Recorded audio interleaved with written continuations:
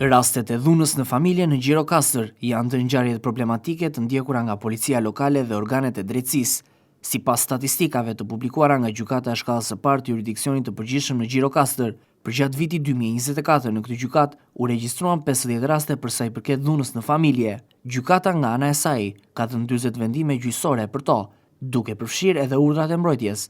Pjesa më e madhe e personave kërkojnë ndihmën e organeve të drejtësisë, si shkak i konflikteve në familje, janë gra që dhunohen fizikisht nga bashkëshortet e tyre.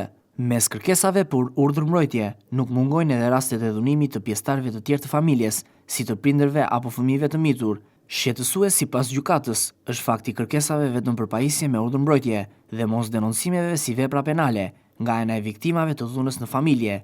Urdhrat e mbrojtjes të miratuara nga gjykata janë më të shumtë në numër. Sipas gjykatës, ky është rezultati i rritjes së rasteve të denoncimit. Në pjesën më të madhe, ngjarjet e dhunës në familje kanë si shkaqe kryesisht situatën e vështirë financiare, me të cilën ballafaqohen bashkëshortet apo familja, ndër shkaqet e tjera të kësaj problematike sociale janë edhe mungesa e arsimit, gjendja e alkolizuar e kryefamiljarit e të tjerë. Rastet më të shumta të dhunës në familje janë regjistruar në zonat rurale të Gjirokastrës.